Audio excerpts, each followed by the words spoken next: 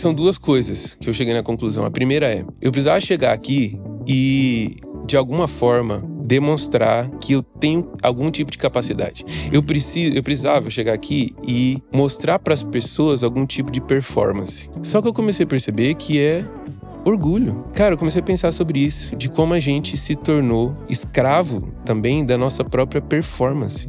Porque, na realidade, eu quero ter as minhas capacidades apreciadas por mim mesmo, em como as pessoas me apreciam. E o nome dessa moeda é orgulho. Porque, tanto de um lado quanto do outro, eu continuo pensando em mim. Rapaz, em muita coisa a gente vai ser ruim. E eu acho que as redes sociais vêm como essa vitrine do tipo assim, seja o que você quiser. Tipo assim, você pode ser tudo. Não, gente, a gente não pode ser tudo.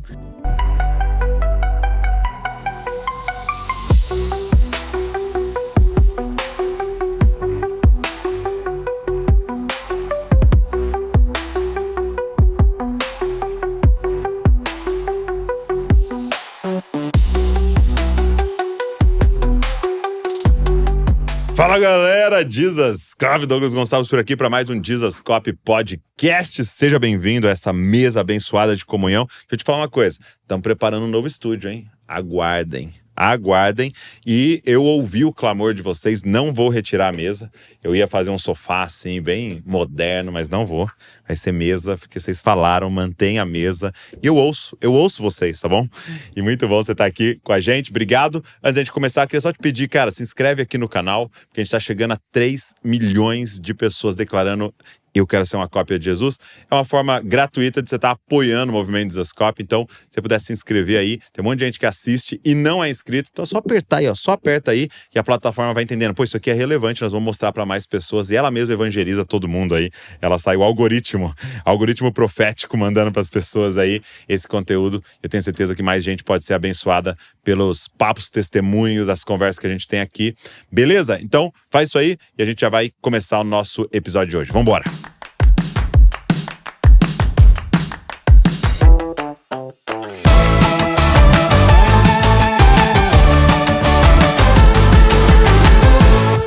Ale Matos. Mano, muito feliz. Obrigado por estar aqui. Muito feliz de estar aqui. Muito obrigado pelo convite. Um prazer. A gente esteve junto recentemente lá no Acampa. No Retiro. Retiro da igreja. É um retiro, vocês fazem pra família toda, né?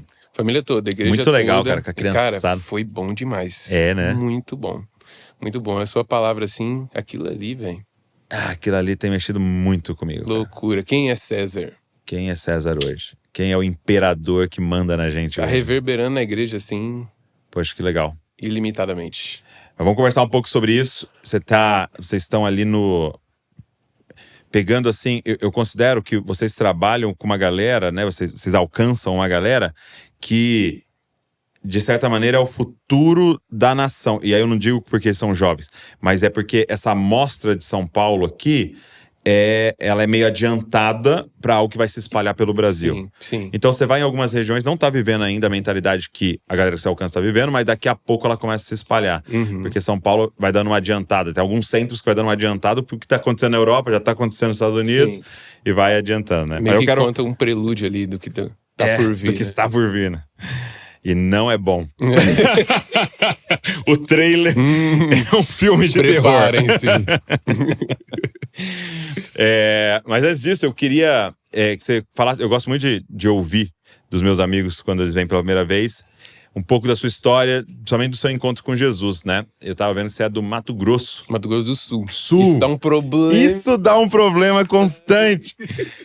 É que você não deixou eu terminar. Mato Grosso do Sul. Mato Grosso do Sul. Tem uma pausa de um segundo. Você é do Mato Grosso. Qual cidade mesmo? Campo Grande, capital.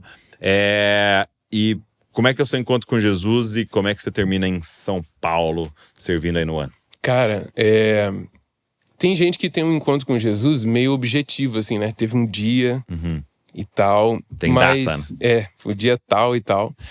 Mas o meu encontro com Jesus, ele foi bem processual, assim. Eu nasci num lar presbiteriano, então fui da igreja presbiteriana até os 14 anos. Então, lá na igreja presbiteriana, eu fui batizado quando eu era criança ainda. E daí tava aguardando chegar a hora da minha profissão de fé, né? Porque na igreja presbiteriana você é batizado quando você é criança. E daí chega a hora da profissão de fé, onde você afirma, atesta a sua fé ali mesmo, na frente da congregação. Só que aos 14 anos, antes de dar tempo de eu fazer minha profissão de fé... Geralmente, que idade que a galera faz? Cara, eu acho que Geralmente, a partir do ao redor disso. 12, 14, 15 ali. Igual o batismo Pelo que eu lembro, em outras igrejas. Isso, é. E daí, quando eu fiz 14 anos... não quando eu fiz 14 anos, mas naquele ano ali... Meus pais se separaram. E eu fui morar com a minha mãe. Eu fui da Presbiteriana, IPB, pra Assembleia de Deus Madureira. Tá brincando. Aqui, ó. Opostos. Assim, tradições opostas. Exato. E assim, em 2013 eu fui batizado, pelo menos na congregação que eu tava ali, o pessoal falou assim, olha, precisa batizar de novo e tal. Tem aquela parada, né? Batismo por aspersão, por imersão e tal. Pessoal, você tem que ser por imersão, que foi o jeito que foi. Mas eu considero que o meu batismo, assim, válido mesmo, onde eu tava entendendo o que estava acontecendo, e não que a gente vá entender racionalmente Sim. o milagre que está acontecendo ali no sacramento do batismo, né? Mas foi em 2013, na Assembleia de Deus. E eu considero que a partir de 2013, eu comecei um processo, assim, de realmente conhecer Jesus. Ele se apresentou para mim. Mas eu considero que o ano onde eu me encontrei com Jesus, na verdade, onde Jesus me encontrou de fato, e eu comecei a conhecer ele de verdade, assim, como um amigo, e foi em 2016. Em 2016... O que acontece nesse ano aí? Cara, em 2016, 3 anos depois do meu batismo, eu já estava começando ali a ler a Bíblia de verdade. Na presbiteriana, eu ouvia as pregações assim, e de vez em quando eu me interessava para tentar ler a Bíblia. Sim. E daí eu ia em Apocalipse. Que? Sério? Tipo assim, tinha uma parada na presbiteriana, às vezes eu tava lá na pregação. Que rebelde. Eu não tava achando muito legal a pregação, assim, eu abria em Apocalipse 6, só pra dar uma adrenalina. Os selos, ele falou, meu Deus do céu, meu amigo. E daí dá aquela adrenalina, boa né? Ideia, cara. Assim, caramba. E daí... Melhor que Red Bull, né?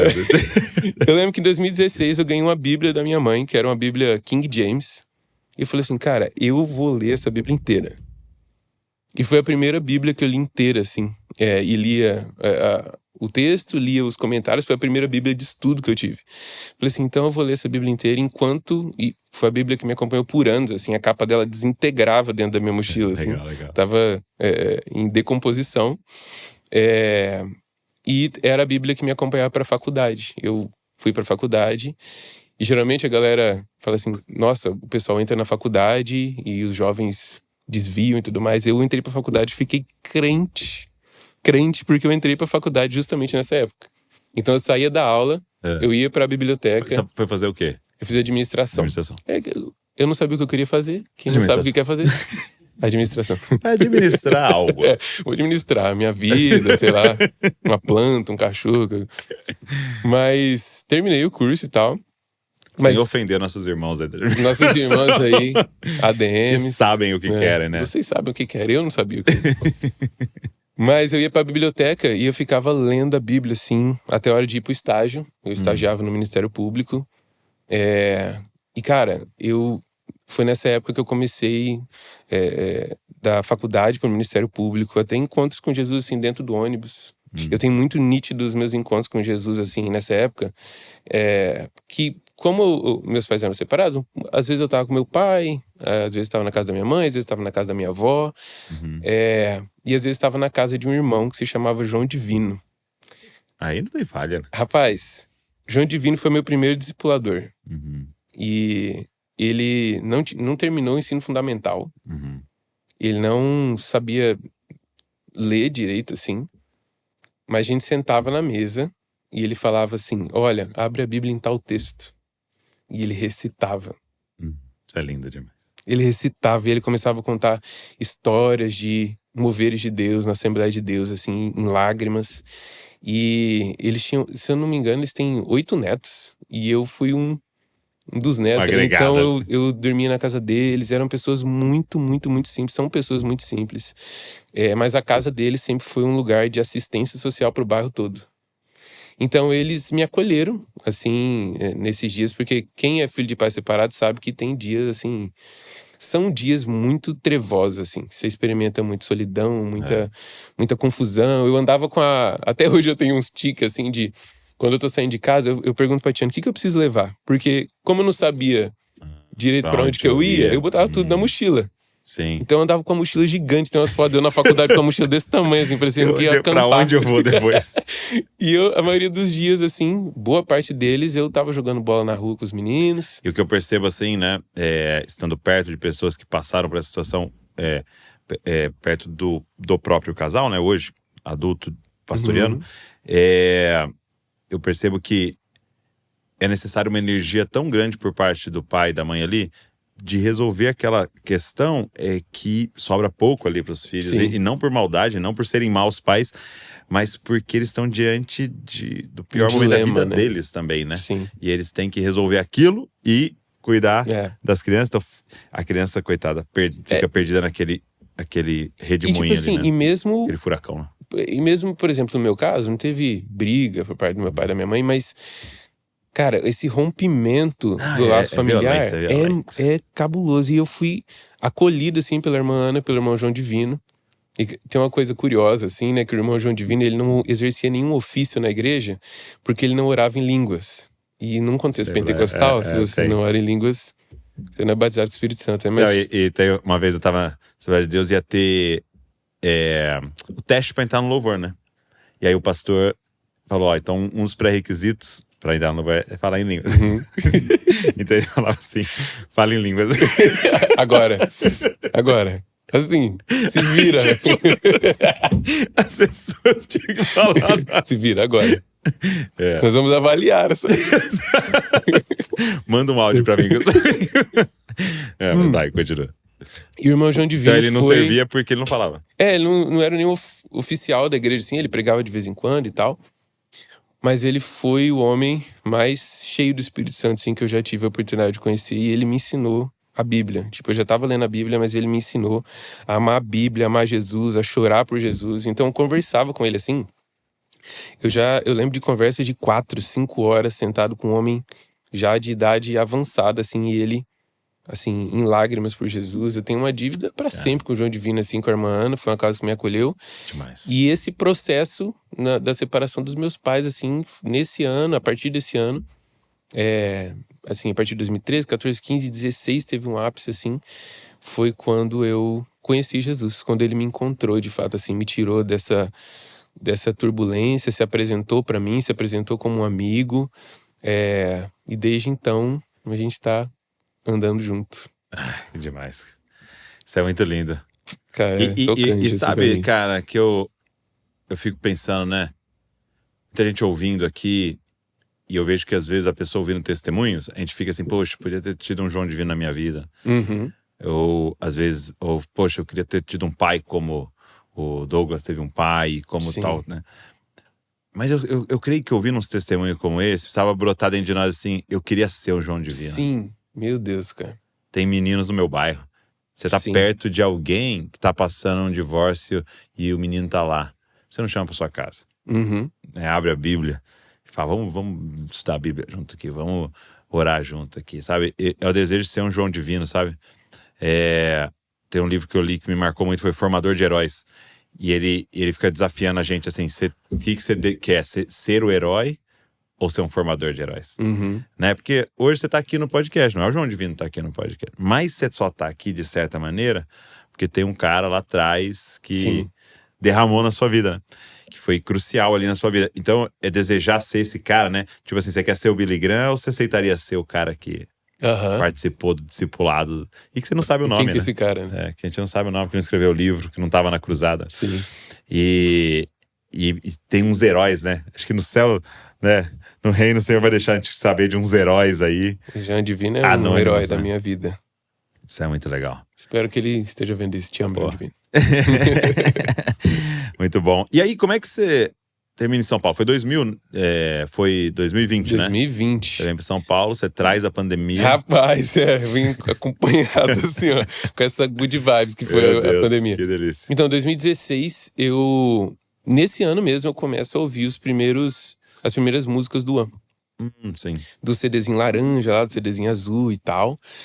E, cara, aquilo me tocava de um jeito assim. E daí eu tava naquela época, eu ia pro monte. Aí eu ia pra... Eu tava buscando Assembleia Deus, assim. de Deus. Tudo que tinha ali disponível. Eu era meio que é estranho, assim. Talvez tenha pessoas que se identificam comigo que fizeram essa trajetória. Mas eu tinha toda uma formação presbiteriana. Foi uma mistura muito doida. Mas a minha formação devocional, digamos assim, mística, de oração. Experiências com o Espírito, de aprender a orar. Mano, eu aprendi a orar no círculo de oração. Sim. Então, reunião de terça-feira, eu descia a pé da minha casa, a casa do meu pai.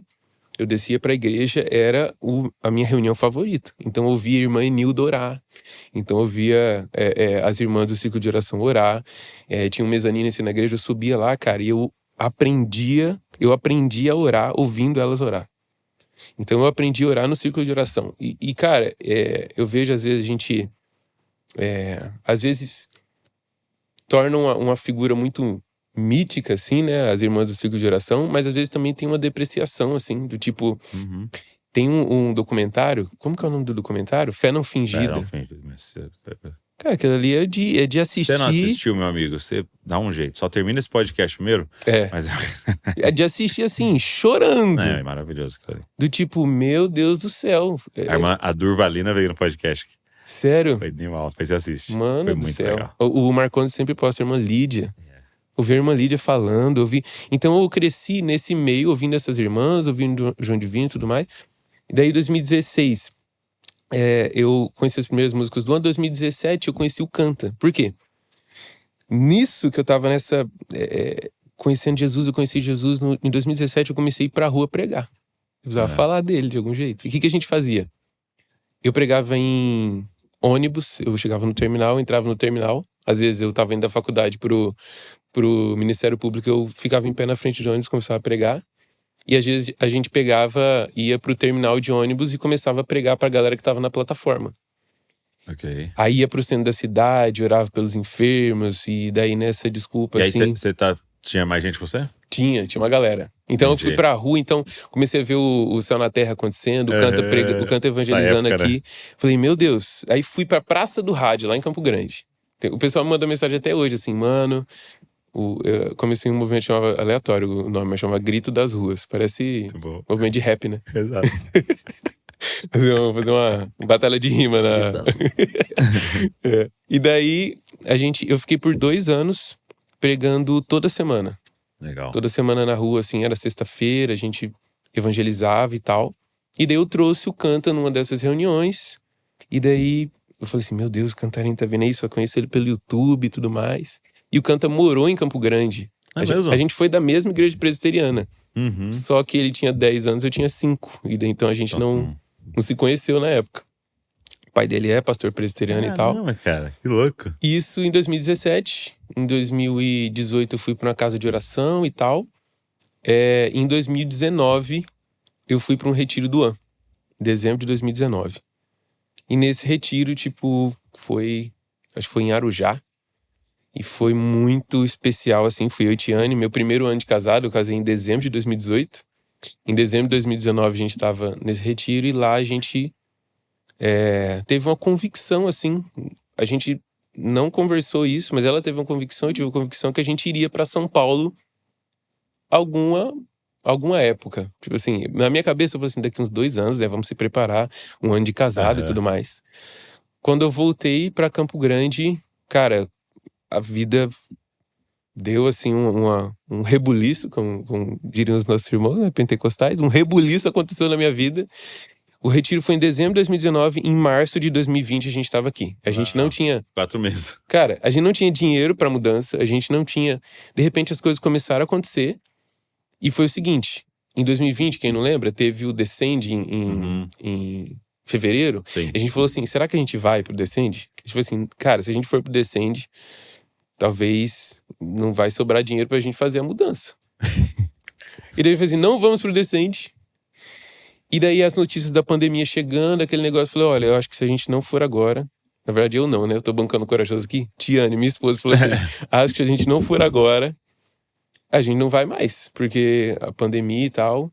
E o curioso disso é que, voltando lá na época, a gente pensava que iam ser 2 semanas de lockdown. Todo mundo. E tal.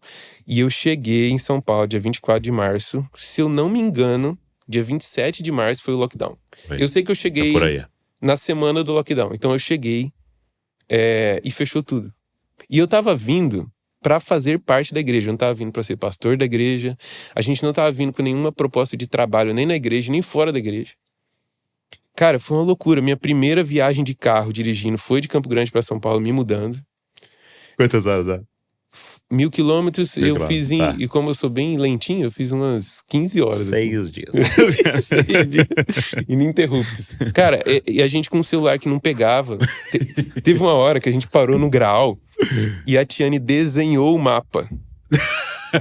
De verdade, a Tiane ela tem o desenho até hoje. Ela desenhou o mapa e a gente, na hora que eu entrei na Marginal assim, porque eu tava vindo, cara, vou trampar de Uber, vou fazer qualquer coisa. Na hora que eu entrei na Marginal, eu não sei o nome do que eu tive, mano. Eu tive um pavor. Eu fui acometido de um pavor indescritível. Eu nunca tinha visto uma rua tão grande, tão Com larga. tanta gente. E o celular travou. E a gente não conseguia mais achar o que tava no mapa. E eu fui... E assim, hoje a gente vê e tal, pandemia, passou e tudo mais. Mas pra nossa família, pra quem tava em Campo Grande, vir de Campo Grande pra São Paulo, o epicentro da pandemia, era tipo assim, vai com Deus, a gente se vê lá em cima. Na eternidade. Porque, assim, Vai morrer. então, assim, muita graça de Deus, assim, de ter sustentado a gente. E a gente veio pra fazer parte de uma comunidade que inspirava a gente de longe, que já tava tocando a gente há muito tempo. E a gente chegou nessas circunstâncias, assim, então foi tudo muito novo, o mundo tava diferente. Uma parada que eu queria enfatizar pessoas precisam voltar a escolher cidade por causa de igreja. Sim. Porque a gente fala, Deus é minha prioridade, mas eu escolho cidade por causa de grana. Uhum. Eu escolho cidade por causa de menina, de menino, de não sei o quê. Faculdade. E tal, faculdade. E não, que lógico, tô falando isso generalizado para absolutamente todo mundo, mas faz muito sentido você fazer essa pergunta, Deus, qual comunidade você quer que eu me junte e sirva ao Senhor por causa daquilo? A gente tem experimentado de alguns irmãos virem para Bragança por causa... Cara, agora eu fiquei sabendo de um jogador que escolheu o time que ele vai jogar agora porque ele quer fazer parte da família de Descope aqui e servir com a gente. E faz muito sentido, velho. Que louco. Faz muito sentido. Deveria ser normal pra nós, né? Sim. E parece que é tipo... É porque aí que tá, né? É a definição do que realmente é importante pra gente. Tipo, o que realmente é importante. Tá nos chamando, né? É responder em obediência a um chamado de Deus. É claro que quando eu vou aconselhar alguém hoje, Sim. como pastor de uma comunidade, eu jamais vou falar assim, faça o que eu fiz. Sim. Porque talvez... Porque não é um método, né? E eu não fui aconselhado. Tipo assim, não teve alguém, olha, vamos fazer desse jeito. Foram circunstâncias assim, eu fui fazendo e obedecendo e tal. E daí me veio na cabeça, porque uma vez surgiu uma pergunta lá pra gente, a gente tava conversando, e qual que é o limite da imprudência da fé, né? Boa pergunta. E... Qual que é essa linha, né? Porque se hoje eu olho pra trás, eu falo assim, eu fui imprudente. Primeiro ano de casado, primeira viagem de carro, eu lembro que eu cheguei em São Paulo, a tampa do meu motor tava pra fora, porque eu não fiz uma revisão direito, o coxinho lá do motor e tal, então a tampa veio sambando assim, pá. O meu Uno, gente, eu tenho um Uno, eu vim de Uno de Campo Grande pra cá. O meu Uno, eu batia 120 km por hora, que é o limite da via, ele começava a se tremer, eu achava que ele ia desmanchar. Uma descida daquela assim, ele começava a se Ele tava com medo. Assim, ele assim, meu Deus do céu, por onde que a gente tá indo? Então assim, mas eu nessa conversa, eu falei assim, cara, como será que foi pra Abraão quando ele teve que contar pra galera? O que você tá indo fazer, Abraão? Pessoal, eu tô indo ali matar o menino. Abraão ficou maluco. O único filho dele, ele tá indo matar? Sim. Você tá indo matar? Mas por que você tá indo matar? Porque Deus falou. Deus falou com Abraão pra matar o menino dele, pra matar o único filho dele. E qual que é esse limite, né? Da fé e da imprudência? Então, é claro que a gente não vai ser imprudente nas nossas decisões e nomear disso, eu tenho fé. Porque à medida em que a gente vai andando, eu penso que a gente vai ganhando referência, parâmetro, aconselhamento e tudo mais. Então não é uma desculpa para eu ser imprudente, sei lá, com as minhas finanças, com o jeito que eu lido minha família e falar assim, não, eu tô tendo fé. Não olha Abraão aí e tudo mais. Mas eu vejo muito que decisões de fé, andar em fé, assim, para obedecer a Bíblia, para obedecer a palavra, aos olhos, e aí que eu acho que é esse ponto de referência, aos olhos desse século, aos olhos do espírito dessa era. Como assim, cara? Você vai escolher uma cidade por causa de igreja? Você trabalhar com o que lá? Não sei. Não sabe o que esse cara é maluco, pô. Mas pensa que aos olhos de Deus, você pergunta assim, você vai trabalhar onde? Tal lugar. E aí você vai congregar onde? Não sei. Aos olhos de Deus, você é maluco. Exatamente. É a coisa que a sabedoria do mundo, ou a loucura de Deus, é mais sábia que a sabedoria desse século. E esses dias eu preguei naquele texto do Mateus 13:44, um homem estava trabalhando num campo e achou um tesouro, né? Aí ele esconde, vai e vende tudo que tem, volta e compra o campo. E eu fiquei falando pra galera, né? Então você imagina, ele esconde, ele volta e vende tudo que tem. Então você imagina as pessoas, por que você tá vendendo tudo? Eu vou comprar aquele campo. Não vale isso. Então, aí eu falei pra eles, não tente explicar pra quem não viu o tesouro. Nossa, sim. Porque se você falar com alguém que não viu o tesouro, a decisão não faz sentido. Ela é ilógica pra quem não viu o tesouro. E às vezes é uma pergunta pragmática, assim, mas o que você vai fazer com esse campo? Eu achei um tesouro. Assim, não, mas qual que é? O que você tem que qual que é o resultado disso? O pragmatismo, sabe? Pra que é que serve? Serve pra dar glória a Deus. Exato. Serve pra que Deus seja glorificado. Serve pra que eu cumpra a vocação pra qual Ele me chamou. Serve porque eu achei a fonte de toda a beleza. Então, tipo assim, não é pragmático, né? Não é... Então é um desafio frontal ao espírito dessa era. Total. E é claro que à medida em que a gente, assim, só pra deixar bem claro, à medida em que a gente amadurece, que a gente caminha mais, a gente tende a ser mais cuidadoso. Sim. Mas eu acho que tem um lugar também, e essa é uma coisa que eu me pergunto hoje, eu faria isso de novo? Cuidadosamente e tudo mais, eu tenho um filho agora. Não faria do mesmo jeito, mas será que eu não posso dar a minha sede de conforto o nome de prudência? E é muito doido porque hoje nós não estamos mais vivendo, pelo menos essa nossa geração, da nossa idade para baixo, não estamos mais vivendo a teologia da prosperidade, estamos vivendo a teologia do conforto. É a teologia do bem-estar. Sim. Entendeu? Então, antes era, se Deus tá com você, você vai ter grana. Hoje se Deus tá com você, você tá confortável, você tá bem. Você tá em paz. Gratiluz. Isso. Essa nova parada. É que a coisa do... Que era teologia da prosperidade, e depois a gente teve teologia do coaching, que foi que é a da performance, né? Um intermédio ali, e daí tem a coisa do homem terapêutico, né? Isso, do bem-estar. Que é isso que a gente tava conversando, né? Inclusive, aquele dia no retiro. Exato. Que é o homem terapêutico, o meu bem-estar é meu Deus. Meu bem-estar é o meu Deus. Então, custe o que custar. Que custe o bem-estar do outro, mas não custe o meu. Exato. E qualquer coisa que desafie o meu bem-estar é tóxico. Isso. E nesse interim, lógico que tem coisas tóxicas, tem abuso, tem coisas que até chega a ser crimes, sérias. Sim. Mas eu vejo que os caras até perdem a questão do crime e dos problemas quando você começa a considerar tudo tóxico. E me desafia é tóxico. Sim. Me contraria é tóxico. Não, peraí. Quando você tá doente, o médico te contraria, te desafia e fala coisas que você não quer ouvir. Sim. E ele não é tóxico, ele é participante da sua cura. Né? Então, eu vejo isso. Agora, um tema legal disso que você tá falando é que esse mover para São Paulo vem em ouvir o Espírito, né? Ouvir a Jesus, né? E eu percebo que a mensagem para os dias de hoje, de frente ao que está acontecendo, é esse senhorio de Cristo. Sim. Né? De frente ao momento que nós estamos vivendo, né? Você falou do homem psicológico, né? E a nossa conversa lá, o espírito da época, né, cara, essa mentalidade de tipo assim, cara, se te faz feliz, vai. Se te faz bem, vai. O que você tá sentindo? Tanto que a gente tá começando, os caras estão começando a falar de saúde mental, né?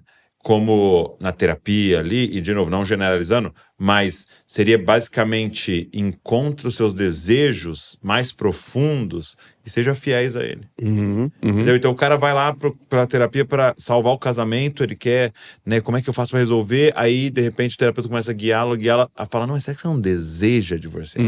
Acha esse lugar. Aí, nossa, é verdade e tal. Aí, pô, agora você precisa ser fiel a isso. Aí você vai achar esse lugar de felicidade. Isso. Né? É como se fosse um alinhamento do que você vai fazer com seus desejos interiores. Só que na cosmovisão bíblica, nosso coração é enganoso, caído, né? E aí eu tava compartilhando com você 2 experiências que a gente teve, né? Primeiro foi com o ChatGPT, né? Isso é muito bom. A Val tava a gente tava na janta, assim, aí a Val pegou e aí ela aprendeu o negócio do falar com o ChatGPT. Só que parece numa ligação, né? E é muito louco as pausas que ele dá. Ele respira, pô. Ele respira, ele fala, ele encurta as palavras, ele junta, parece que tá conversando. E aí ela falou assim, ô chat, eu tô aqui com o Davi, né? E o Davi tem 12 anos, tal, e ele é um menino muito bom, faz umas perguntas bíblicas pra ele. Aí ela perguntou coisas tipo assim, quem matou Golias e tal, fez umas perguntas assim. Aí ele respondeu e beleza, muito bom, tal, não sei o quê. Aí ela, ô chat, tô aqui com o Douglas, ele já estuda a Bíblia há muito tempo, mas faz umas perguntas, tem que ser difícil, faz umas perguntas difíceis. Aí ela perguntou tipo assim, qual é a diferença da lei, da aliança mosaica pra nova aliança, qual é a diferença de justificação e santificação, ele perguntou assim, né? E aí eu respondi, né? E ele falou, muito bom, tal, essa visão, você respondeu bom e bem. Aí a Val falou assim, cara, vamos responder errado pra ver? Né? Aí ela pegou e respondeu tudo errado, assim, falando que justificação era uma coisa que não é, santificação não era, tal. E aí ele falou assim, e aí o que ele fez? Ele falou certo, ele falou, então, na Bíblia, justificação é esse processo, santificação é esse processo, e terminou assim, mas muito interessante a sua visão. A sua verdade. Aí a Val falando com o chat. Não, ô chat, tá errado o que eu falei. Né? Ela falou assim, a Bíblia é a verdade, né? Você não acredita que a Bíblia é a verdade? Ele, então, aqui existem, uma das formas de ver, né? Que a Bíblia é a verdade, mas existem muitas interpretações e é muito bom ouvir sempre outras opiniões. Muito bom. Cara, essa é o espírito da época. Tipo assim, eu não vou te contrariar. Mesmo que você esteja num caminho de morte. Sim. Mesmo que a forma que você está vendo sexualidade está te matando. Eu não vou te contrariar. Sim. É a sua verdade? Vá. Vai. E é um desamor que parece amor, mas é um desamor. E aí o que eu falei pra você, né, que eles lançaram uma série, até queria indicar pra galera que é uma série bem legal, assim, de novo, eles lançaram 5 episódios, então eu não vi ainda os outros, mas até aqui não tem nudez, moralidade e tal. Então a reflexão é muito interessante de um vírus, né, chama Pluribus, na Apple TV, e de um vírus que pega todo mundo, né, e aí todo mundo virou uma mente só. Ou seja, tipo assim, você tem o conhecimento do planeta inteiro. Então você não é um indivíduo. Quando eu tô falando com você, todo mundo tá ouvindo. Uma mente coletiva. Então, tipo assim, até tem uma cena assim um avião tá voando, e aí tem tipo um adolescente dirigindo. Por quê? Porque ele sabe tudo. Né? Ele sabe tudo que um piloto sabe. Tá? E aí tu vai fazer uma cirurgia, parece qualquer pessoa lá, faz um mecânico, parece uma cirurgia, que ele tem todo o conhecimento de todo mundo. Então é uma mente só. E aí, o enredo é esse. 12 ou 13 pessoas no mundo não pegaram o vírus e eles não sabem por quê. Então eles estão lá lúcidos, indivíduos, e tá todo mundo nessa mente coletiva. Só que a mente coletiva é parecido com o ChatGPT, porque ele tem todo o conhecimento, né? E aí eles só querem agradar, eles fazem tudo, eles servem. Só que aí essa personagem principal vai ficando irritada, de tipo assim, cara, você não me contraria? Você não me contraria. Tem uma hora que ela, vou dar um spoilerzinho assim, de leve, assim. Tem uma hora que ela pede uma granada, só que ela tá sendo, tipo, sarcástica. Ela parece com uma granada. Toma. Eis o seu desejo. Você vai ser feliz? Toma. Entendeu? Uma coisa de destruição, né? Então, cara, tem um livro que eu tô lendo, eu dei uma pausa nele, mas é um livro maravilhoso do Miroslav Volf, chama Exclusão e Abraço. E é um livro exatamente sobre... na verdade, a melhor tradução do inglês seria exclusão e acolhimento. Tá. E ele vai falar sobre... vai falar sobre outros assuntos, mas o assunto que ele fala muito bem é sobre alteridade. O que é alteridade? É o diferente. Ok. Então, nessa parada que a gente tava conversando, que a gente tava falando no retiro, é que na ausência de alguém que seja diferente de mim, porque na mente coletiva aí é pluribus? Pluribus. Pluribus. Todo mundo se tornou Só que é uma unidade sem diversidade, sem a individualidade. A multiforme, né? Então, por exemplo, uma coisa que eu falo sempre, até internamente a gente conversando sobre dons, por exemplo. Então, se eu tivesse todos os dons, porque Paulo vai falar no texto lá, tem todo mundo dom de línguas? Não. Tem todo mundo dom de curar? Não. Mas aí a gente vem numa certa ganância do tipo, não, eu quero ter todos os dons, eu quero exercer todos os dons. Então já deixa de ser multiforme, eu já deixo de depender do dom que há no outro. Basicamente eu não quero depender do outro, né? Eu não quero depender do outro. Então, não existe essa alteridade. E não exatamente nesse caso, mas assim, a alteridade é o que desafia, porque é diferente de mim. Vem de uma cultura diferente de mim. Bom. Vem de um lugar diferente de mim. Ele fala diferente de mim. Só que nessa coisa do conforto que a gente falou, existe um conforto também de relacionar só com quem é parecido comigo. Então, na verdade, gente, eu tô indicando a série, assim, pra uma galera e eu não vi um episódio. Eu só tô baseado no testemunho do Douglas. Se der errado. Eu tô com fé no testemunho do Douglas. Porque é um tema muito... Eu e o Luan, a gente conversa sobre isso, essa parada da alteridade. E eu dei até um exemplo lá na mesa. De uma empresa que ela fez... Eu não lembro o nome da empresa nem do jogo. Mas uma empresa, ela estabeleceu uma cultura lá dentro dela de que eram proibidos comentários negativos. Então a empresa é uma empresa de tecnologia, de jogos e tal. E eles lançaram um jogo, estavam em desenvolvimento do jogo e tal, e o jogo ficou horrível. Só que só descobriram que o jogo estava horrível quando o jogo foi lançado e os usuários do jogo, os jogadores, começaram a falar que o jogo estava horrível. Floparam. E daí o pessoal foi ver por que esse jogo estava horrível. Porque gastou e lançou, né? Gastou, lançou, passou por um monte de etapa, um monte de gente. Mas é porque não tinha ninguém pra falar assim, tá ruim. O jogo tá ruim. Proibiu-se a dizer, tipo assim, tá ruim, todo mundo sabe que é ruim, todo mundo trabalha com isso. Mas eu não posso fazer esse comentário porque ele é negativo. Eu tenho que ser sempre empático. E a gente deixa de ter as nossas relações naturais e as nossas reações naturais de ser humano. Tipo assim, vira essa parada aí, me dá uma granada, claro. Eu te dou uma granada. Você faz feliz. O chat, tá tudo errado aí o que eu falei. Pô. Não, mas a sua verdade é maravilhosa. E de repente, a gente começa... Eu gosto muito de uma coisa que o Guilherme de Carvalho fala. Eu não lembro se é o Guilherme de Carvalho ou se é o Igor Miguel. Que a gente começa a criar vários mini absolutos. Então, por exemplo, dentro de uma comunidade de fé, você começa a ter vários mini absolutos. Então a escritura deixa de ser uma verdade absoluta, você começa a ter vários grupos com mini absolutos, e aqueles absolutos partem da forma como eu me sinto. Então, eu pego uma característica, seja da minha história, seja uma característica física, seja um jeito que eu me sinto, e eu faço daquilo o centro organizador da minha vida. É isso. E isso é absoluto, porque não é só uma coisa que é a verdade pra mim, é uma verdade que é pra mim, mas você tem que se submeter a ela.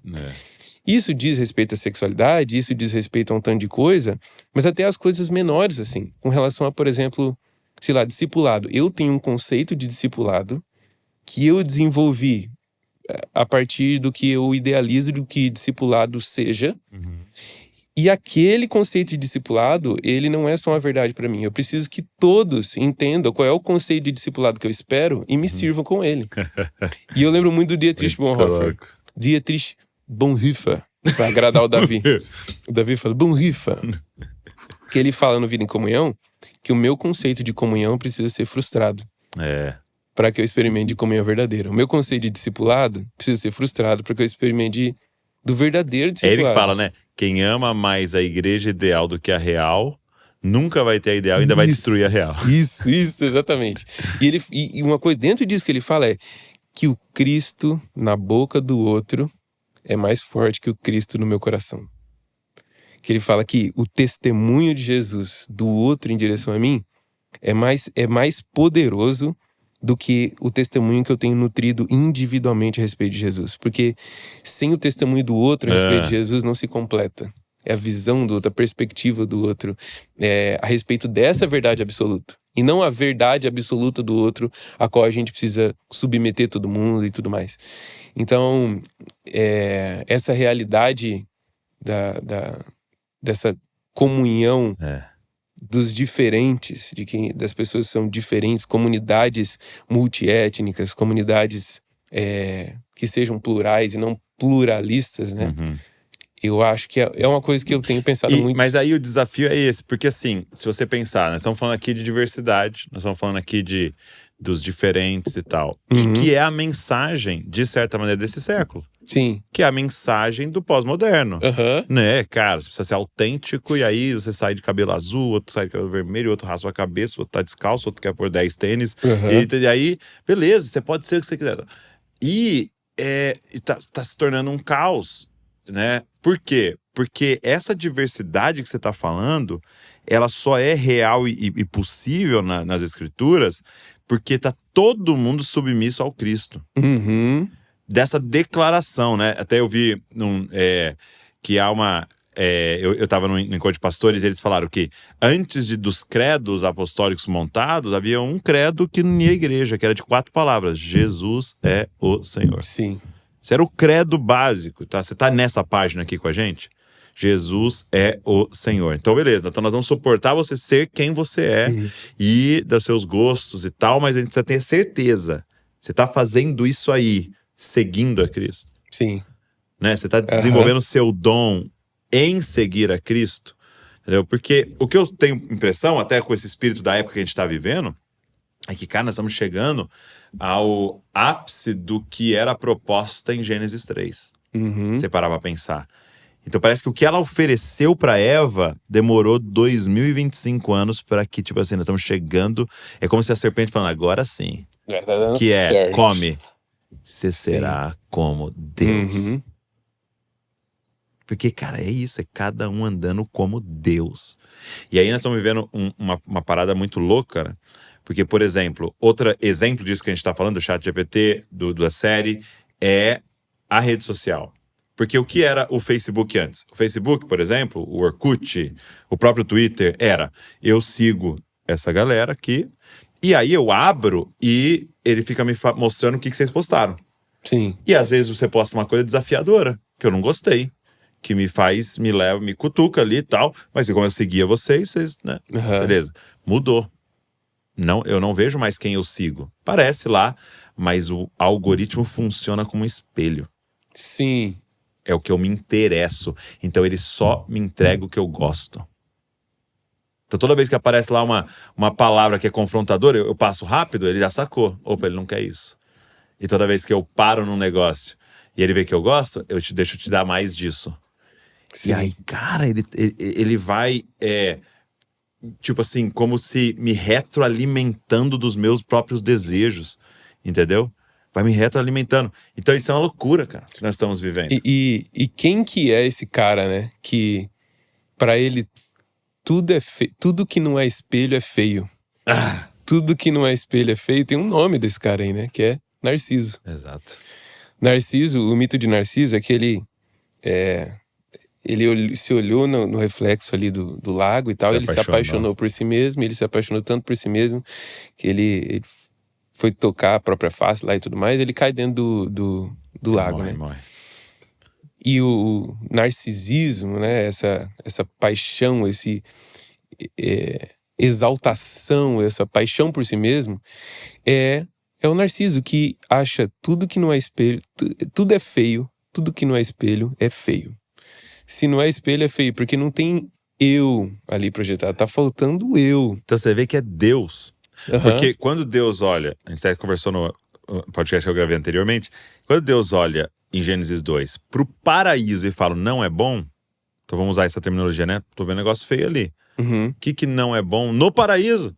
Um homem sozinho. Mas de certa maneira, a Trindade tá falando, nós não estamos nos vendo. Sim. Porque a gente aqui eternamente é uma família. relação, uma dança perfeita. E eu não tô me vendo. Então não é bom, porque eu não tô me vendo. Então Deus pode falar isso. Sim. Tudo que não é espelho é feio. Sim, né? sim. Mas nós somos criatura. Aham. E a gente não pode falar isso. E eu posso... Assim, pode ser até um pouco paradoxal aqui, mas eu queria ser vulnerável, assim, porque eu tô gravando um vlog do dia do podcast, né? Pô, legal. Voltei com o meu canal no YouTube, se você me permite. Era Alecast? Tem um Alecast que era só no Spotify, agora a gente foi pro YouTube. Da hora. Que é lá no canal Alessandro Matos mesmo, tá uma estética muito bonita, muito legal. Na descrição aqui o link. Cara, tá bem legal. Vou mandar um abraço até pro Marco, que é o cara que falou assim, eu acredito nisso, que é o melhor editor que eu já vi na vida, assim. Top. E daí tá muito legal. E lá, eu tô fazendo esse vlog, e o que eu gravei antes de sair de casa, assim, o tema do vlog, é porque quando eu recebi o convite pra vir aqui no podcast, eu acordei de madrugada, e quem é pai, assim, de um menino de 4 meses, acorda bastante de madrugada. Eu acordava pra ninar o Bernardo, e eu tava lá ninando ele, às vezes eu já tinha dormido um tempão, mas eu continuava, porque eu tava pensando assim, meu Deus, o que é que eu vou conversar com o Douglas?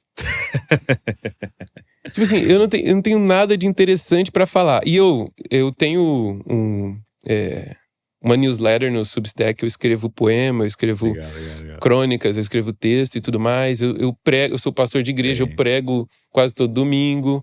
Eu prego desde os 19 anos. Eu comecei a tentar buscar na cabeça e não vinha nada na minha cabeça. Eu falei assim, gente, eu não sei falar de nada. Eu acho que eu não sei falar de nada. E comecei a pensar assim, o que eu vou conversar com o Douglas? Eu sou desinteressante. Exatamente, eu não tenho nada de interessante pra conversar com o Douglas lá. E comecei a falar assim, então eu acho que essa semana eu preciso estudar alguma coisa. Interessante. Uma coisa... Eu preciso estudar alguma coisa interessante pra puxar algum papo interessante com o Douglas e tal. Eu acho que eu vou fazer alguma coisa nesse sentido. E eu comecei a refletir, cara, de onde tá vindo isso? Da onde tá vindo isso? Porque assim, são duas coisas que eu cheguei na conclusão. A primeira é, eu precisava chegar aqui e, de alguma forma, demonstrar que eu tenho algum tipo de capacidade. Eu precisava chegar aqui e mostrar para as pessoas algum tipo de performance. Só que daí eu comecei a perceber que meu coração pecaminoso começa a dar motivos altruístas, sabe? Coisas boas, que é tipo assim... Pra servir o corpo de Cristo, né? Ô louco, pra quê? Isso. É pra servir o corpo de Cristo. Por quê? Qual que é a minha motivação? Responder a minha vocação.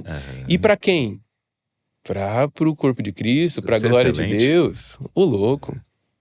Só que eu comecei a perceber que é orgulho. E não é simplesmente de como as pessoas vão me ver. É de como como eu mesmo vou ver as minhas capacidades para minha própria apreciação. Olha só. E daí eu comecei a pensar sobre isso, de como a gente se tornou escravo também da nossa própria performance. Na verdade, nós somos nossos próprios senhores. Tem um filósofo chamado Bill Churran, que ele escreve Sociedade do Cansaço. Ele é bom. Ele é bom, mano. Mano, ele faz uma leitura do nosso... Ele é bom. Que é mais profético.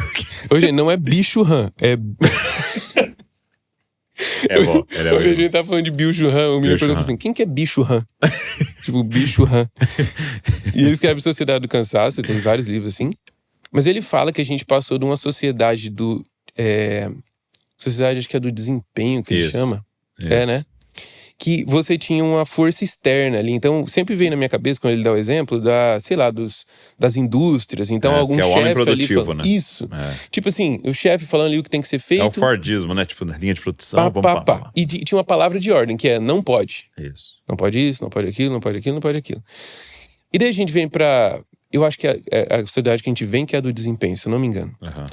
E daí ele fala que a gente vem, e a palavra de ordem é você pode. Você pode tudo, você pode ser tudo que você quiser, você pode fazer tudo que você quiser. Você tem que ser sempre interessante. Você tem que ser, ao mesmo tempo, você tem que ser forte fisicamente, você tem que ser profundo intelectualmente, você tem que fazer alguma luta, você tem que ser ideal. E a questão é, você consegue fazer isso. E ainda saber filmar tudo isso. Saber filmar editar pra postar bem legal. E daí eu comecei a perceber que são dois lados de uma mesma moeda, que é tanto... eu não consigo. Eu não tenho nada de interessante de falar com o Douglas. Vou cancelar. Vou cancelar e tal. Mano, eu cancelei em 2 podcasts. Porque eu olhar, por exemplo, um podcast que me perdoa, por favor. Eu fui olhar, o cara me chamando pra ir no podcast, eu fui olhar quem foi. O Fontana foi no podcast. Aí fui lá pra baixo, vários outros teólogos assim. Eu falei, mas o que eu vou fazer lá, velho? Entendi. Aí o outro... um amigo meu falou assim, Carol, o pastor tal tá querendo te levar no podcast de debate. Eu falei, eu vou debater o quê, meu amigo? Eu não consigo debater nem com meu filho, assim, eu não tenho argumentos. E daí, mas qual que é a questão? É um lado da moeda, do tipo, não, eu não vou compartilhar nada porque eu não tenho e tal. E o outro lado é porque, na realidade, eu quero ter as minhas capacidades apreciadas por mim mesmo, em como as pessoas me apreciam. E o nome dessa moeda é orgulho. Porque tanto de um lado quanto do outro, eu continuo pensando em mim. Tipo assim, como eu vou ser visto, como as minhas capacidades vão ser vistas, eu preciso ser interessante, eu preciso ser produtivo e tudo mais. E a gente começa a acreditar que é possível você se dedicar a ser profundo intelectualmente, você ser faixa preta em jiu-jitsu, em Muay Thai, aí você viver uma vida de comunhão profunda com os irmãos, aí você ser um bom teólogo e você ser produtivo em tudo. Ainda ter uns 5 filhos. Rapaz, em alguma coisa, em muita coisa, a gente vai ser ruim. Não vai conseguir. E eu acho que as redes sociais vêm como essa vitrine do tipo assim, cara, é possível você ser seja o que você quiser. Tipo assim, você pode ser tudo. Não, gente, a gente não pode ser tudo. E é muito doido porque, assim, quando lá atrás um pai chegava assim pro filho, você vai ser a mesma coisa que eu vou escolher a sua esposa, tal. Aí havia uma angústia nisso, porque tinha gente que havia nascido para ser um pintor e a vida inteira foi agricultor, porque o pai mandou e acabou. Casou com alguém que não amava, né? E tal. E sim, havia uma angústia nisso. Mas nós estamos vivendo uma outra angústia. Você chegar para um adolescente e falar, você pode ser o que você quiser. Você está gerando uma angústia no coração dele. Porque ele não pode ser o que ele quiser. Ele não pode ser. Agora, disso que você tá falando, eu queria até encorajar a galera que tá aqui, porque assim, às vezes eu tenho umas conversas dessa com a Val e tal, porque de algo que Deus já tratou comigo. Eu lembro uma vez que fui no encontro de casais, aí eu fui pregar, quando eu subo a pregar, tá sentada a doutora Tânia Tereza e o Hernandes Dias Lopes. Tranquilo. Aí eu fiquei assim, cara, e agora, né? Só que o Espírito Santo começou a ministrar muito meu coração em um quesito, de tipo assim, ninguém tem a sua cor de pele, com a sua história, com o seu testemunho, com a forma que você me vê, entendeu? Com as suas experiências, com a sua esposa, com o tanto de filhos. É tão único que vai falar na frequência do coração de alguém que às vezes o Hernandes Dias Lopes não vai. E que às vezes a doutora Tânia Tereza não vai falar. Sim. E é isso que a gente precisa, sabe? Então eu fui muito encorajado por isso. Então às vezes a gente vai falar até as mesmas coisas. Às vezes a gente ficava nisso, mas fulano já falou disso, por que eu vou falar? Por que eu vou escrever um livro sobre isso? Sim. Porque no seu sotaque vai na frequência de uma outra galera. Então esse é o primeiro ponto.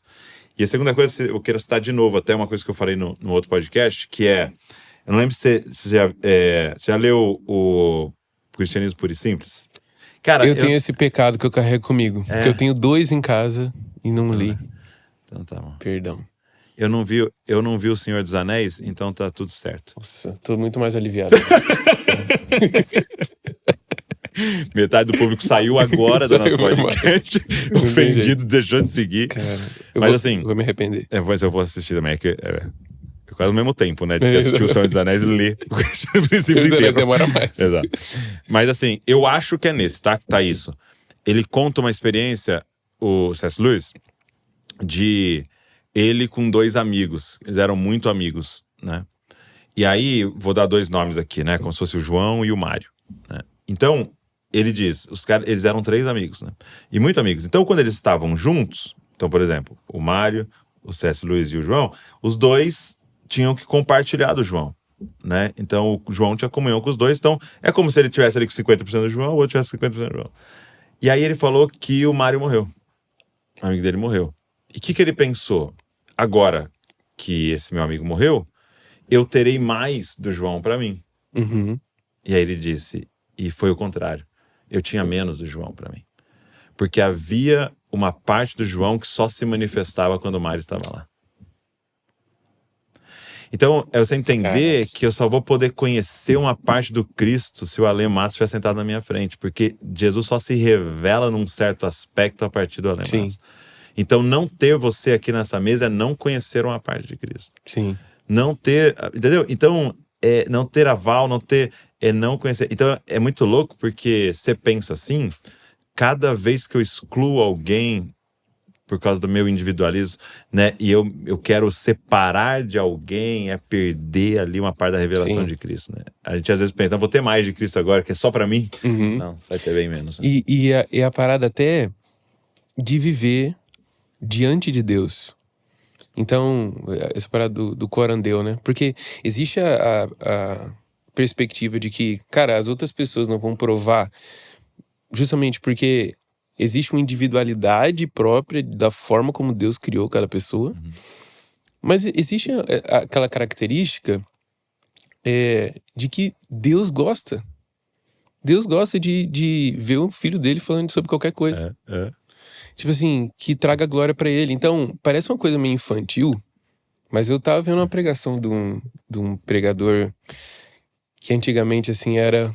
talvez Se não dá pra ouvir tudo, não fala o nome, não. Não. Antigamente ele era um dos maiores do Brasil, assim, muito reconhecido, assim. Entendi.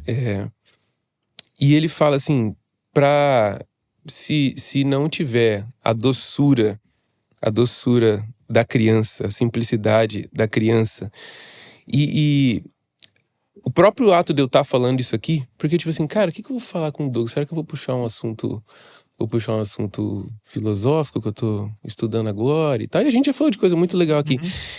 Mas dessa característica, não de ser infantil, mas de ser criança, que Jesus fala que Da sem pureza, né? essa pureza, tipo assim, cara, eu estou vivendo diante do meu pai. Uhum. Isso foi muito libertador pra mim, assim. Eu tive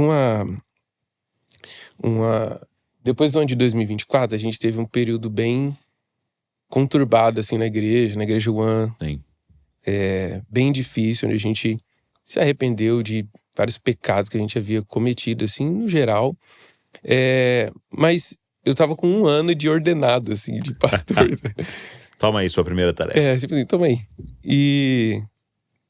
assim, foi muito complicado. Você acompanhou um pouco, assim, e tal. E nesse período, eu comecei a perceber coisas que eu tirei férias, assim, umas férias em agosto. Foi as últimas férias que eu tirei, inclusive. E eu e Tiane, a gente foi... Fique claro, diretoria. Né? Aí, ó. Me ajuda, Douglas. Então, eu e Tiane, a gente peguei meu Uno. A gente... Tremendo, assim. A gente pegou, não tinha um Bernardo ainda, a gente foi pra fundo de Santa Catarina, assim. A gente foi pra casa de uns amigos em Balneário, ficamos lá um dia na casa deles e tal. Só que a gente foi pra uma praia lá em Santa Catarina, não dá nem pra tomar banho, não tinha ninguém. Em quilômetros de praia não tinha ninguém, chama Ibiraquera. Muito bonito, inclusive, dá pra ver baleias. A gente pegou um Airbnb lá, tipo assim, era o rolê que dava pra gente fazer, ir de carro e tudo mais. E, cara, lá... nessa parada do ministério, de tudo mais, tudo que tinha acontecido, eu tava no primeiro ano de pastor, eu tava na crise do ministério. E eu levei 2 livros pra ler. Eu levei Isso é Filtro Solar, do Emílio Garofalo, eu nunca sei como é que fala. Uhum. E a biografia do Eugene Peterson, que é Fogo em Meus Ossos. E daí eu tava lendo os dois assim, meio que ao mesmo tempo, e o Eugene compartilhando uma crise de ministério quando ele teve, sei lá, tinha 68 anos. Eu falei, meu Deus, eu tô sentindo tudo isso aí, Eugene. E querendo, quando eu voltasse das minhas férias, eu queria largar a mão, assim. E eu comecei a perceber que nessa coisa do desempenho, de demonstrar, de resolver os problemas, e para além disso, eu tava querendo demonstrar alguma coisa, demonstrar alguma capacidade. Não, como você falou, né? As pessoas vão receber daquilo uma porção de Jesus só se você estiver ali e tudo mais. Não porque eu queria repartir essa porção de Jesus e tal, mas porque eu queria ser visto por pessoas que soubessem tanto quanto ou mais do que eu. Então, por isso, eu me sentia sempre aquém do que eu deveria. E lá nesse lugar, assim, tipo assim, foi uma virada de chave pra mim. E eu queria muito deixar o ministério e tudo mais. Tava pensando o que eu ia fazer depois, quando eu voltasse de férias. Ia largar a mão de tudo e tudo mais.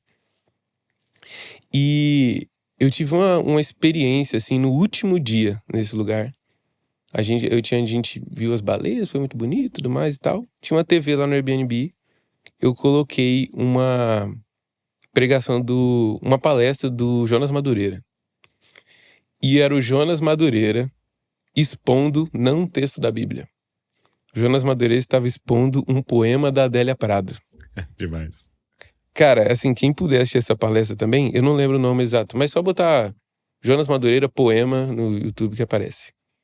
E o nome do poema era O Poeta Ficou Cansado. E, cara,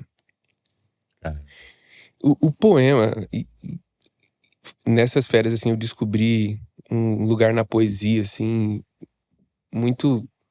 Assim, foi muito curativo pra mim, e muito por conta dessa pregação do Jonas, assim, dessa palestra do Jonas. E o poema basicamente fala assim: Senhor, a Adélia termina o poema falando assim: Senhor, nem, sei lá, nem orador, nem escrivão me deixa fazer teu pão. Porque ela tá falando que ela cansou de ser arauto,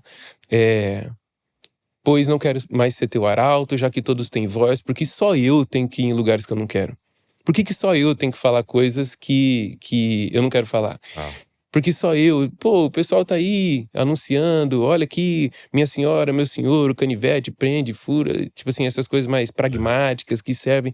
E agrada mais. Por que o senhor não grita daí mesmo? Ela fala no poema. Por que o senhor não grita daí mesmo e fala? Porque eu tô cansado. Eu não quero mais ser... E no caso é o poeta cansado, né? Ela fala assim, senhor, nem orador... Eu não lembro a palavra exata. Nem orador, nem escrivão me deixa fazer teu pão. E daí Deus responde, fala assim, filha, mas eu só como palavras. Ela é demais, né? Ele fala assim, me deixa trabalhar na cozinha, me deixa fazer teu pão. Ele fala assim, o que eu quero de você é que você fale.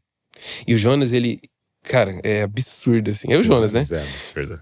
E ele fala assim... E a baleia, né? Você vai ver, Jonas. Exatamente. Cara, mas é bem assim, porque ele fala que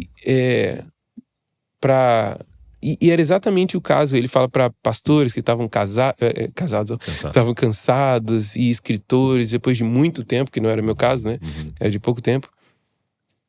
Mas ele fala sobre esse olhar de Deus. Eu dei essa volta toda para falar assim, sobre esse olhar de Deus a respeito do para que ele te criou, para que ele me criou, para que ele me chamou, e ele tem prazer nisso, até mesmo nas minhas incapacidades. Na realidade, é nas minhas incapacidades. Exato. É nas minhas incapacidades que ele encontra glória. Enquanto eu tento disfarçá-las, enquanto eu tento colocar enfeites nas minhas incapacidades, ou eu tento falar assim, ele não, usa isso. É exatamente isso que ele quer. E, cara, eu lá na TV, assim, eu tava em prantos ouvindo o Jonas expor um poema da Adélia Prado. Eu já tava lendo a Adélia há um tempo, assim. Mas isso foi um fator pra mim, assim, do tipo, eu quero viver uma vida diante de Deus, e eu quero viver no ritmo que Ele quer que eu viva e que Ele sabe que as minhas capacidades suportam. Me preocupou muito estar tendo as crises ministeriais do Gene Peterson no final da vida. Mas aquilo foi um bálsamo pra mim, assim, tipo, nessa questão de, tipo, cara, eu corandeu. Eu vivo corandeu. Eu vivo diante da presença de Deus, e eu posso me satisfazer nisso, e eu posso andar num determinado ritmo que não é o ritmo que as pessoas querem que eu ande, ou pra provar alguma coisa. Então, cara, de repente eu tava escrevendo um texto, eu tava pensando, cara, o que aquele meu amigo que é super inteligente vai pensar? Então a gente vive, eu acho que a gente tá falando dentro desse macro tema, né, de performance. Tipo assim, eu preciso chegar aqui no podcast. Tem que ter uma Douglas. morte da performance, né, cara? Por exemplo, até nessa questão de produção de vídeo, cara, se você não fizer um gancho muito bom, a sua performance for muito boa, o cara, ele vai sair do vídeo. Sim. Porque, tipo assim, eu preciso ganhar você de alguma forma, eu preciso performar de algum jeito, eu preciso... E de repente a gente começa a viver a vida de um personagem que a gente criou para ser agradável, para agradar nós mesmos, e para ser agradável às pessoas, e para ser aceito e tudo mais, e a gente deixa de viver corandeu diante da presença de Deus, agradando aos olhos de Deus, fazendo exatamente... Sabe quando Paulo fala assim, ninguém pense de si mesmo mais do que deve e tudo mais. Beleza, eu tenho uma visão Nem equilibrada menos, né? de mim mesmo, eu tenho uma visão equilibrada, mas justamente porque eu estou fazendo isso diante de Deus. E essa balança, quando eu coloco a minha vida, o que eu faço, o que eu falo, a vocação para a qual ele me chamou diante dele, isso ganha um equilíbrio do tipo, eu não preciso ser mais do que Deus me chamou para ser, para fazer, e eu não preciso ser menos. É. Então eu deixo essa moeda do orgulho de lado, né? Exato. Nossa, muito bom. Uma reflexão muito boa. Sabe que eu vivi e estava falando? Os caras do Inteligência Limitada me ligou, Uhum. me mandou mensagem. Aí a moça que cuida lá da agenda falou: ó, eu queria te fazer um convite tal data e tal. E quem pediu pra eu te chamar foi o Luiz Saião. E aí ele vai vir, porque a gente vai falar sobre a origem, por que tem tantas denominações. Aí eu falei, mano, eu com o Luiz Saião pra falar de história da igreja. Eu falei, eu não sei nada sobre isso. Não sei nada. Entendeu? Eu não estudei isso. Então tem que eu não estudei, assim. Entendeu? E aí eu tava falando com a Val, poxa, mas né, acho que não, né? Porque você não sabe. E, cara, eu sentia claramente, tipo assim, vai, cara. Entendeu? E eu sabia que ia ser uma humilhação. Ia ser uma humilhação.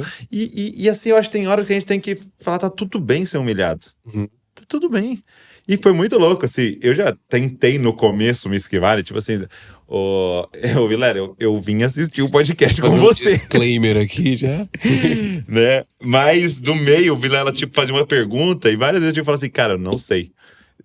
Doutor, o que é sobre isso? E ele mandando ver e tal, e falando, e uma coisa ou outra, eu fiz uma intervenção, uma coisa ou outra, assim, mas até de aplicação, né, que acaba sendo mais a nossa vibe, assim, mais de aplicação do que, né, de todo esse conhecimento. Mas, cara, eu acho que tem vezes que tá tudo bem, sabe, tipo Oséias, vai ali, faz aquele casamento e vai dar um problema, mas é porque eu quero passar uma mensagem com isso e tal. E, né, e tem hora que tá tudo bem, tipo assim, Deus te usar também nessas fraquezas, né? Mano, também. é muito bom você falar, não sei. Não, cara. Cara, não sei. Uma coisa que eu tento fazer sempre assim, cara, não sei, eu acho que e tal. Mas nessa sociedade do desempenho, assim, você tem que ter sempre certeza de tudo. E você tem que apresentar, né, aquilo ali com a oratória perfeita, de um jeito que... Essa parada de imperfeição, essas férias foram tão marcantes pra mim, mano. Eu tava voltando, dentro disso ainda, eu tava voltando de Curitiba pra São Paulo. E eu perdi o grau, eu perdi o posto. E eu não achava nenhum posto, então a gente tocou direto de Curitiba pra São Paulo. E eu tinha lido um texto de um teólogo chamado A.J. Swoboda. Que ele tem um podcast com o Nijay Gupta, o Nijay Gupta, ele é, cara, um dos grandes teólogos do Novo Testamento, hoje, assim, atuais e tal. E ele tem um podcast que chama Slow Theology, que pra mim é genial, que é teologia lenta. Muito bom. E ele escreveu um texto que se chama Andando com Jesus na faixa da direita. Walking with Jesus on the Slow Lane. E eu voltando de... Que bom. Mano, é muito bom esse texto. Só o título já é maravilhoso. Só que, tipo assim, eu não achei mais esse texto, mas eu fiz um texto em cima dele lá no meu Substack e eu fiz uma pregação baseado nesse texto dele. E ele fala... Eu tava voltando, né, primeiro da viagem, e dentro da cidade ele se anda um pouquinho mais devagar. Na hora que você cai na rodovia, faixa da esquerda, meu Uno não tem muitas capacidades, mas eu tô ali, né? Só que de repente, eu tô na faixa da esquerda ali, no meu ritmo, tocando meu ritmo ali e tal. Cara, sempre chega um Fiesta atrás, dando luz alta, aquela setinha pra esquerda assim, ó, vamos. E a tendência, a vontade de falar assim, gente... Eu sou um Uno, mas eu tenho o direito de estar aqui nessa faixa. Então, geralmente é um Fiesta 1.6 Uno, é 1.0, às vezes 0.5, ali, dependendo se tiver com o ar ligado. Mas eu falo assim, cara, eu vou engatar a terceira, eu vou fazer esse motor gritar aqui, porque eu vou dar conta. Esse cara tá achando que ele é quem? Só que daí, de repente, não dá muito jeito, você tem que ser forçado a entrar pra faixa da direita. Aí você cai atrás de um caminhão lento e tal. E eu na estrada, eu não tava pensando nisso, não. Mas teve uma hora na estrada que eu fui voluntariamente pra faixa da direita. Cara, e eu senti, quando eu fui pra faixa da direita, meu ombro tava tenso, assim. Porque eu tava na faixa da esquerda tenso. De repente eu relaxei o ombro, eu tava percebendo que eu não tava piscando um tempão já, então eu umedeci os olhos. Eu encontrei uma Amarok que tava na minha frente, sim, e a gente foi junto, assim, boa parte da viagem. Ela tava num ritmo legal também. E lendo o texto do A.J. Swoboda, Bom. ele usa um texto de Atos 20 que fala que o pessoal tava em Assos esperando Paulo para embarcar no navio. Só que no versículo 13 fala que eles estavam esperando Paulo, mas ele preferiu ir para Mitilene, eu acho que é a cidade de Assos para Mitilene, a pé. Assim, mas como que todo mundo estava esperando ele no barco e ele escolheu ir a pé? E daí, quando você vê o caminho, 30 quilômetros se fosse em linha reta, mas parece que é mais ou menos 60 quilômetros andando. E boa parte do caminho é pela costa. Basicamente, Paulo escolheu ir andar pela praia e ele escolheu o caminho a forma mais lenta de... Tem alguns comentaristas mais pragmáticos que falam assim, não, é porque a passagem do navio era muito difícil de comprar e não sei o quê. Mas, gente... R$40, juntava o pessoal do barco ali e pagava. Vendi uma tenda, pelo amor de Deus. Mas ele escolheu ir andando. Ele escolheu o caminho mais lento. Paulo escolheu a faixa da direita. E quando eu fui pra faixa da direita, assim, no trânsito, e eu comecei a fazer essas associações, que você é o rei delas. Assim, cara, eu vou expor meus amigos. Eu vou expor meus amigos aqui. Às vezes a gente tá assim, a gente zoa. Cara, vamos fazer igual o Douglas. Eu tava com meu filho Davi. Colocar o mesmo nome no filho fica mais fácil. Tipo assim, e tira uma lição. E daí eu comecei a pensar nisso. Cara, às vezes a gente tá forçando. Porque eu não sei se ficou claro até agora, mas não é que eu tenho Uno. Eu sou Uno. Eu sou Uno. Eu sou muito limitado. Dependendo do ritmo que eu quero imprimir, eu vou tremer, eu não vou conseguir acompanhar. E às vezes chega alguém atrás, um Fiesta 1.6, uma BMW e tal, e eu quero provar o meu valor. Só que sem perceber, eu tô andando o caminho todo tenso. Porque eu não fui criado para andar naquela velocidade. E quando eu vou voluntariamente pra faixa direita... Porque, gente, uma coisa é assim... Se eu não for voluntariamente, uma hora eu vou ser empurrado por ela. Uma hora você vai ser empurrado por ela. Que é assim, uma hora a vida vai dizer pra você que você é incapaz, que o seu motor é incapaz de andar naquela velocidade por tanto tempo, só pra provar alguma coisa pra alguém. Sabe que num dos livros que eu tava lendo, chamado O Caminho Menos Percorrido, era de psicologia. Um dos capítulos, ele fala um negócio que sempre me intrigou. Ele falava assim, a depressão, ansiedade, crise do pânico não é doença, é a cura. Rapaz. Aí eu, tipo, como assim? Eu tô vendo um monte de gente doente. Ele falou, porque depressão, ansiedade, crise do pânico e tal, é o sistema entrando em colapso e dizendo, eu não aguento mais. Ou você volta pra sua essência, ou não tem como continuar. Sim. Então ele fala, é a cura. A doença é o sistema errado. Aquilo ali já é o grito do seu sistema, dizendo... Você precisa voltar pra faixa da direita. E tipo, é claro que é multifatorial quando a gente fala disso, mas existe essa realidade. Existe essa realidade, cara. E cara, quando eu comecei a pensar nisso, a parada de ir pra faixa direita é reconhecer os próprios limites. E eu falei assim, cara, eu quero andar reconhecendo meus próprios limites reais. Relaxar os ombros e umedecer os olhos. Quanto tempo eu não paro pra... O A.J. Swoboda, ele fala uma frase que é Epiphanies need margin, que é epifanias precisam de margens. Ou seja, encontros precisam que você esteja à margem, mais lento. Contemplação, quanto tempo a gente tá andando numa velocidade, se imprimindo a velocidade que a gente não para pra contemplar, cara. Tipo assim, esses dias eu percebi que a última experiência de maravilhamento que eu tinha tido, assim, foi num Reels do Mega American. Eu não sei quem já viu o Mega American, é um cara que ele vai em lugares assim... Ele tá filmando o chão e de repente ele ergue, assim, ele tá num pôr do sol. Cara, parece que não é nem a terra, assim. Eu falei, qual foi a última vez que eu parei e fui ver o sol? O céu pintado de laranja que Deus fez, Deus se revelando na criação. E uma coisa que me pegou muito em pra faixa direita, que é, eu preciso me submeter ao ritmo de outros. Eu preciso me submeter ao ritmo daquele caminhão lento que tá ali. Tipo assim, quando eu paro pra pensar no texto que o Swoboda usou, que é o de Paulo, o final dessa viagem de Paulo é que ele...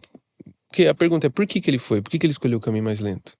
Quando ele chega lá na cidade, depois ele reúne os presbíteros de Éfeso E é a última vez que ele vê os presbíteros de Éfeso. E daí ele fala um monte de coisa. Olha, gente, vocês cuidado com os lobos que vão vir aí. E vocês não sejam gananciosos e tudo mais. Ele dá um montão de conselho assim. No final do texto fala assim. Que eles se ajoelharam. Choraram. Abraçaram Paulo e beijaram. É o Paulo Durão que falou pra Marcos assim, ó. Você é frouxo, você não tá indo pra missão, você rala. De joelhos, chorando. Os presbíteros de Éfeso abraçando e beijando ele. E fala assim... Nós ficamos, o último versículo, nós nos entristecemos quando nós ouvimos que vai ser a última vez que nós vamos ver a sua face. Paulo passou o caminho todo da praia pensando como é que eu vou me despedir dos meus amigos. O que eu vou falar pra eles antes de ir? Cara, é muito engraçado porque ele dá um amontoado de conselhos e os presbíteros falam assim, é a última vez que a gente vai se ver. Então assim, essa coisa de umedecer os olhos, submeter ao ritmo de outros cara... Essa experiência de afeto, de afeição, que a gente só consegue quando a gente para de andar em um ritmo frenético. Eu sei que, por exemplo, eu que moro numa megalópole, São Paulo e tal, vim de uma cidade que é capital, mas o clima é de interior e tal. É muito complicado, assim. É contracultura, né, cara? Contracultural. É você fazer resistência, né? E tipo assim... Descansar hoje é fazer resistência. O sábado... É subversivo. É subversivo. O A.J. Sobra tem eu não sei se é um livro ou um texto que chama Subversive Shabbat. Que é o sábado subversivo. É isso. E só pra encerrar essa parte, esse assunto, a gente teve um ciclone em São Paulo agora, né? Vento de 100 km por hora, voo cancelado. Tem lugar que não sabe nem quando vai voltar a energia. Só que teve uma coisa que aconteceu que eu só percebi vendo uma notícia.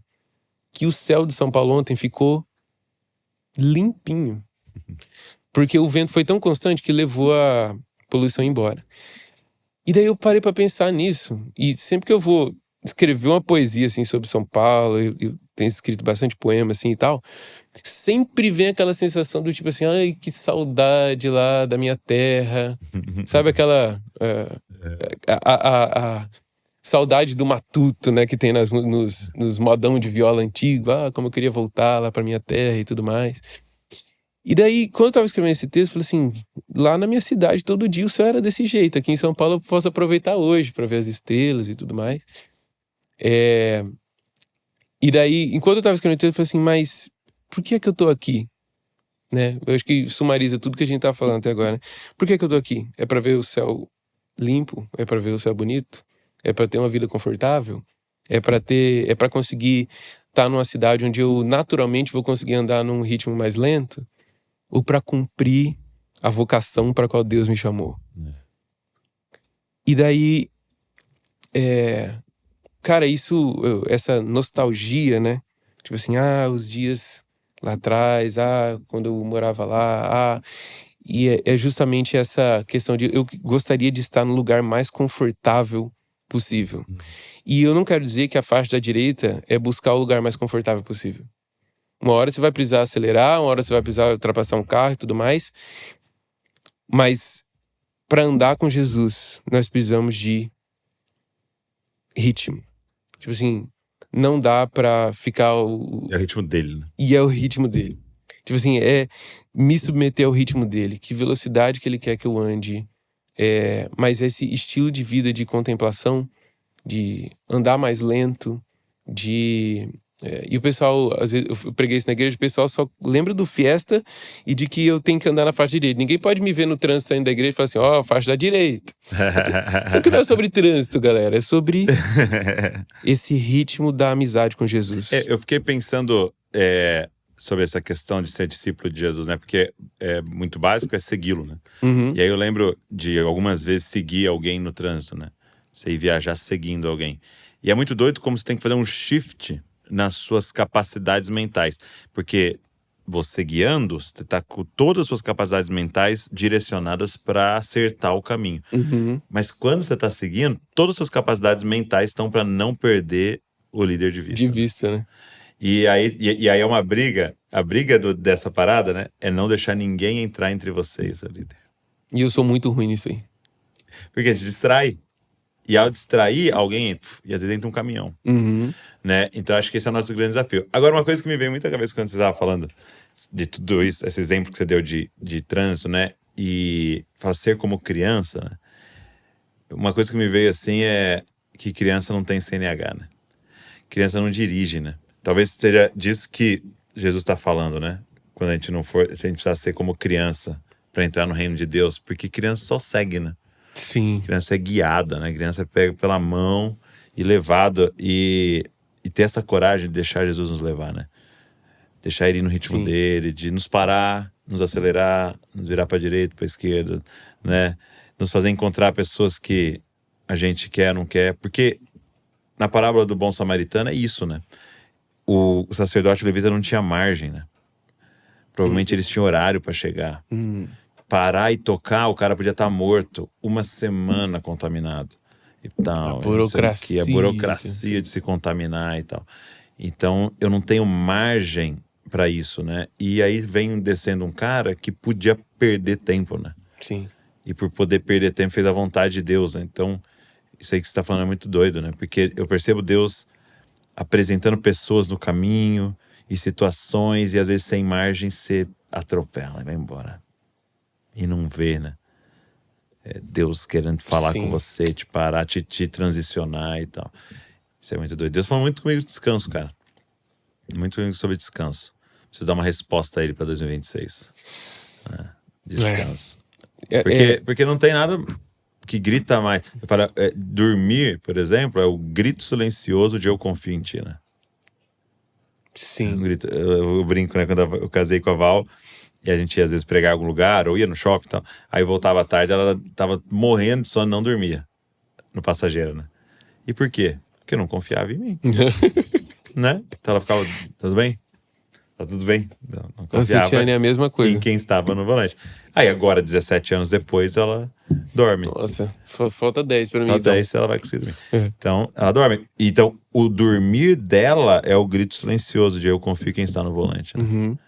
Entendeu? Então, se a gente não tá conseguindo descansar, né?